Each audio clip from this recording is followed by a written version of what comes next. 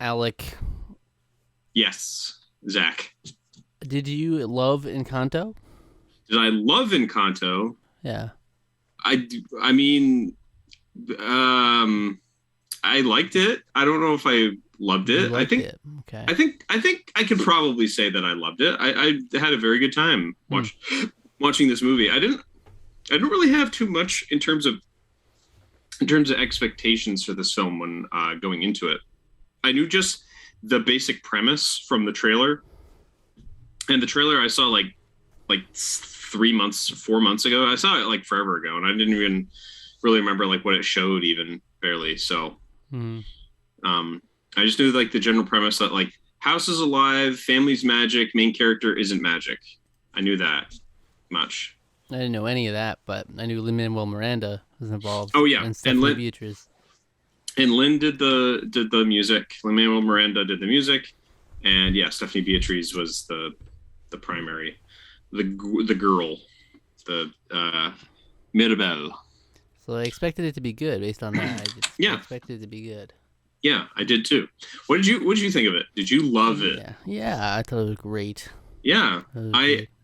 I going into it. So as the movie starts, you kind of to me it was kind of like okay, I can kind of see where this is gonna go. But it ended up not going where I thought it was gonna go. Hmm. Which I thought was great. I liked the fact that it didn't really it didn't really subvert expectations so much as like let's just make this a lot closer to home movie. Like literally the entire movie takes place in the home. Hmm. And I Yeah. thought that was such a cool idea. It's a magic home, so of course you can do a lot of really wild, interesting things with that. Um, but I didn't think that like I guess if you're going to set it all in the home, then you have to kind of really double down on the idea of like family and relationships and um, all the sort of baggage that comes with those concepts. Um, and I really liked how the movie played out.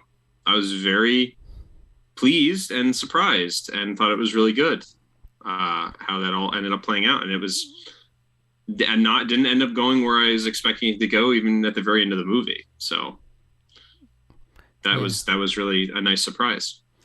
It's one of those wholesome movies, though. It's just got a wholesome message to it, Yeah. and it's really cool. Like they get you to connect with the main character, Hmm. Mirabelle, like immediately, Hmm. and it's like you can't help but feel sympathy for the whole family and all the town. The town are just rude to her about it. They just don't care.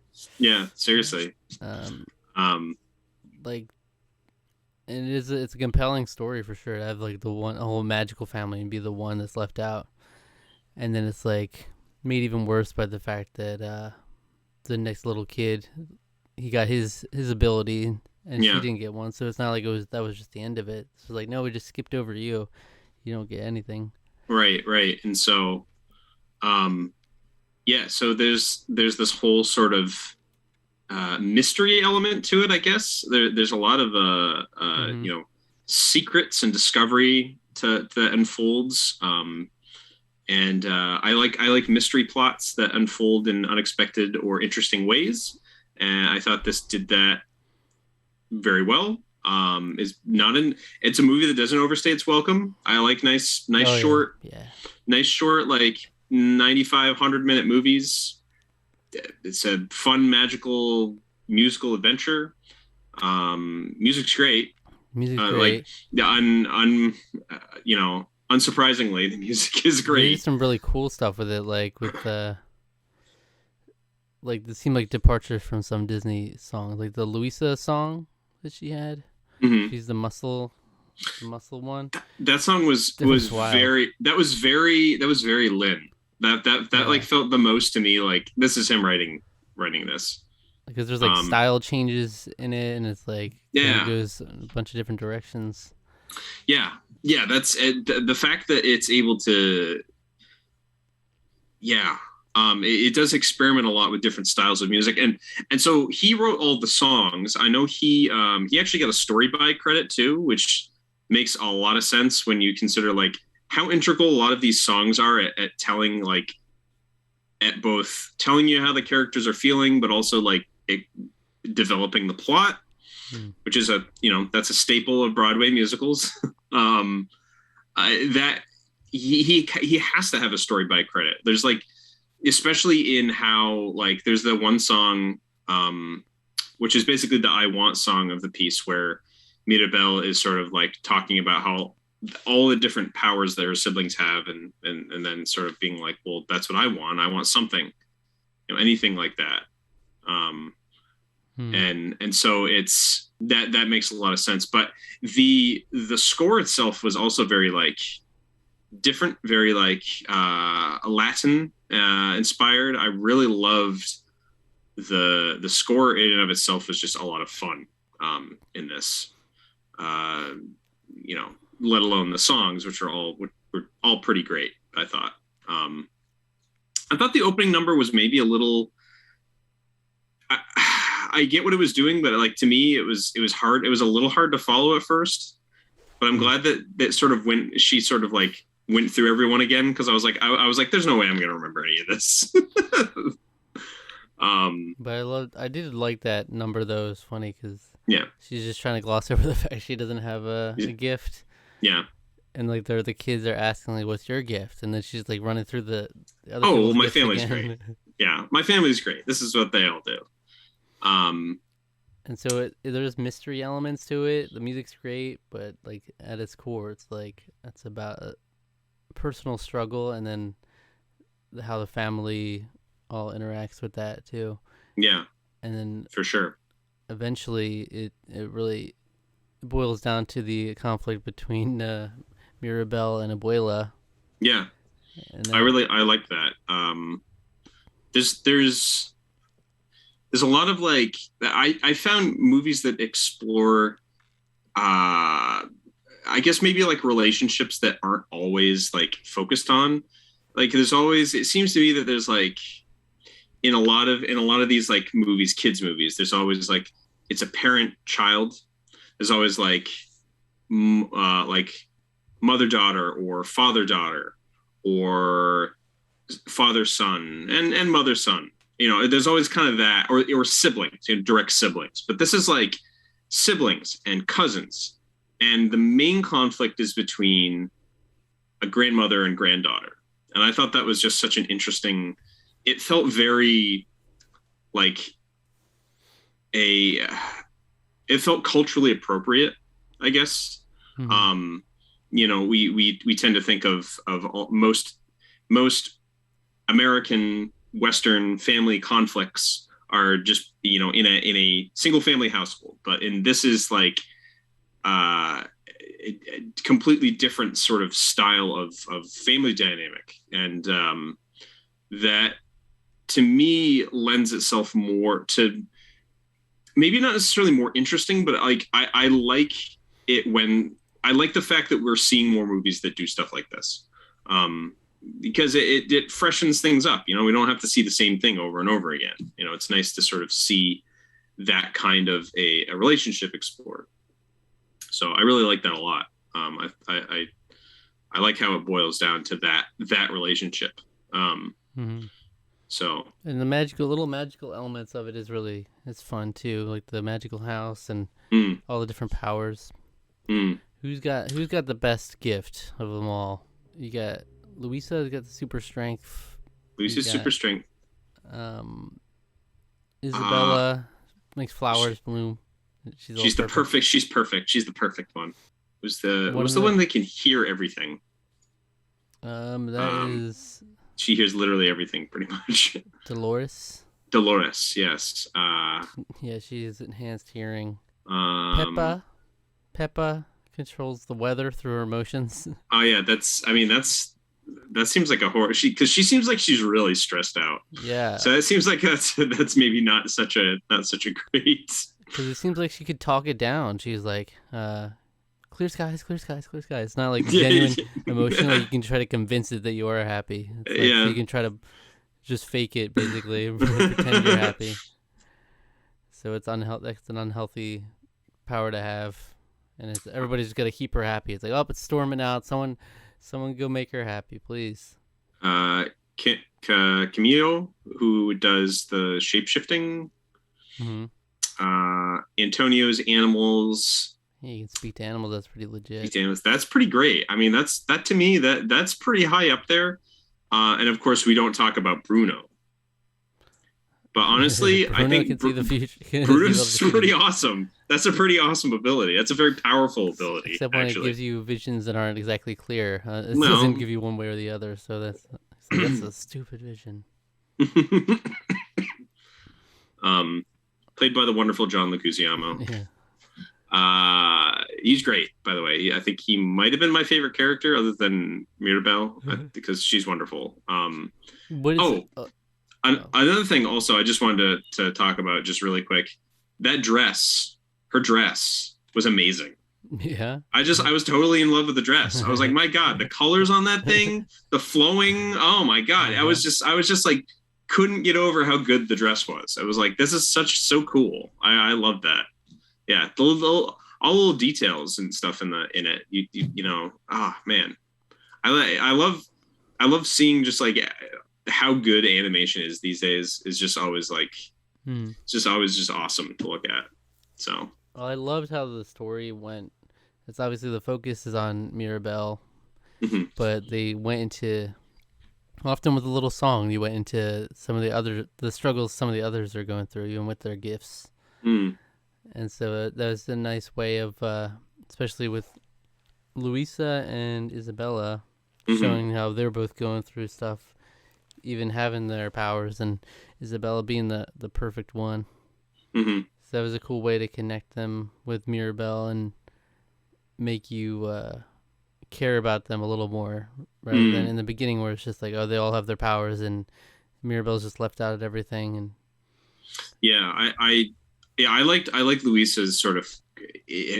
I liked the exploration of her like conflict a lot. I mean, Isabella too. I think both of them have just such like Luisa's like, I'm carrying the weight of literally everything on my shoulders, but I don't feel like I can ever be strong enough to deal with everything. And Isabella's like, I'm supposed to marry this guy because that's best for the family, because I have to be perfect for the family, but I don't want to marry this guy. And I don't always want to be perfect. I don't even really like dressing up like this. You know, sometimes I just want to make other flat. And then the whole song is just, that song is great. I love how she just explores like, wow, I made something that's it's not a flower, but it's still beautiful. And it's still interesting and new. And and just like explain, that's such a fun song. So it was cool how that all kind of, it ultimately culminated in that conflict between Mirabelle and Abuela, where she's like, Abuela is saying Mirabelle is the cause of everything that's wrong. But then Mirabelle blows up on her and says that it's like, no, the I'll house never is be enough for you. She'll never be strong enough for you. She'll never be perfect enough for you. All this stuff. Like, even the gifted ones, you're making them feel like they're not enough. And obviously you treated Mirabelle horribly. So I just wish the others would speak up a little bit more for her. I know, it seems like they connected more. And then even at the end, they were just like sat back there and let her speech. Even when Abuela was laying into her, they just kind of sat back. Like, I guess they maybe felt like, oh, it's not enough, and maybe she is right. Maybe she is, because all the cracks. So the whole conflict is like cracks start appearing in the house, and it seems like the magic is fading. And so the whole conflict is just serving the mystery of like, maybe why is the magic fading? And I actually really like that moment where Mirabelle's like, I'm gonna figure out why it's fading. It looks like she's gonna like run off on an adventure. She's like, wait a minute, how do I do that? And I was like, that's great. That's like me. It's like, yes, I'm gonna solve this problem. I don't know what I'm doing. They did the whole montage as if like all right, strapped on, ready to go. Yeah. And I was thinking that exact thing before she went out. I was like, here she goes. Wait, what do you mean? What are you gonna? Yeah, what are you gonna do? Yeah, how are you going to save the miracle, and how are you going to He's just gonna head like out you're just going to somewhere. go on an They have adventure? no And so idea. and so that was a little bit of a subversion of the Disney trope of like I'm going to go off and have a grand adventure, and it's like no, No, you're I'll just not. stay in his house. You're going to be at home all the whole time. But that house is pretty rad. There's Yeah. a lot of adventurous stuff in that house. And so the It's stuff with Bruno is pretty cool too. That it's a little, freaking Indiana Jones room basically. yeah, he's like hidden out basically, and but that conflict or that struggle is interesting too because he's another person that's just kind of been left out of the Oh, family oh basically. man. When she realized like when she saw like the little crack in so Uh, she finds out Bruno is still alive. He sort of just disappeared one day. No one really knows where he no one is. talks about Bruno. No one talks about Bruno. But she finds Bruno. It turns out that he's still been living in the house this whole time. And so she kind of like has a conversation with him about the visions and everything. And she sees that there's like a little tiny crack in the wall, and she like looks through and she sees like the family table. And then she looks down and she sees that he has like a plate set out, and that he like Mm-hmm.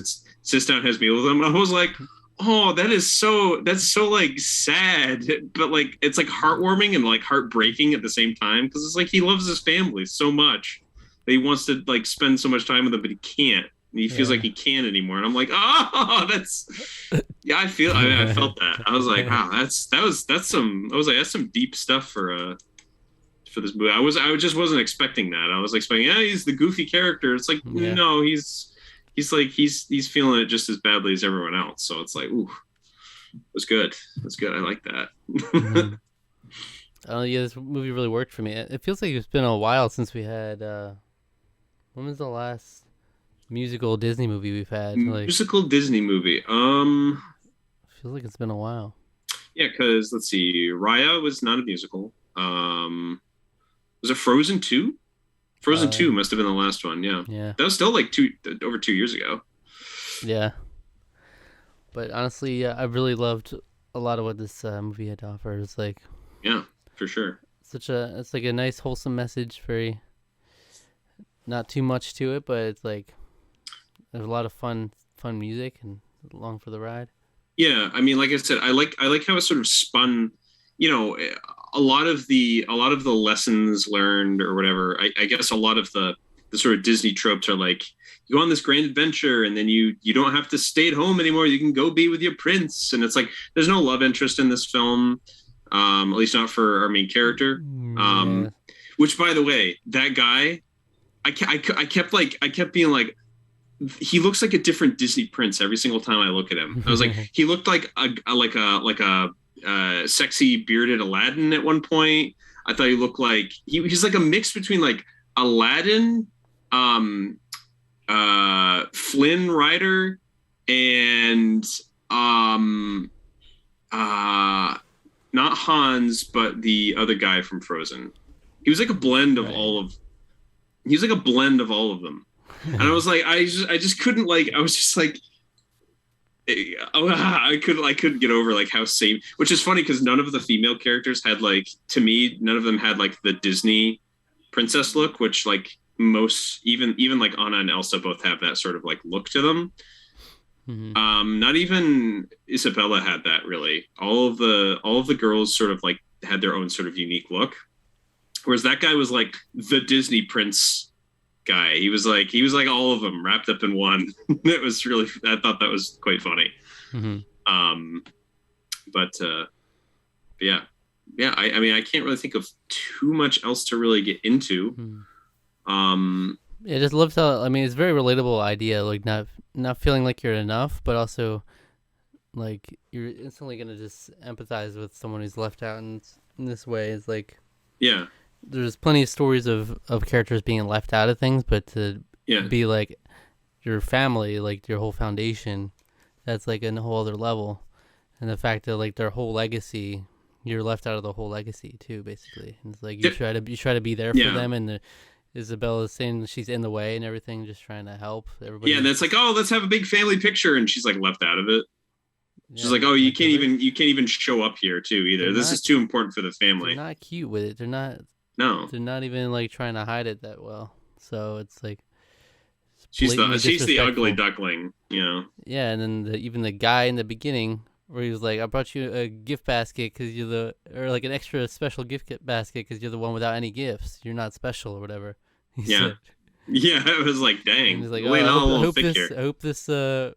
this ceremony is better than the last one. It was it's a real bummer because that Oh, was I was yours when you didn't get a gift." Oh man, I was starting to get a little nervous though when those stupid little kids at the beginning were so prominent. I was like, "Oh god, please Oh, don't those tell kids! I me." didn't like those I kids. was like, Yeah. "My god, please don't have them be in this." That was like me, remember with me in Ghostbusters, I was like, podcast needs to just stay out of this movie. I was like, please don't let these kids be central focus. And they were in the movie for like 3 scenes total. So I was like, Yeah. okay, good. It's like a little peanut gallery thing. I thought it was going to be a recurring thing too.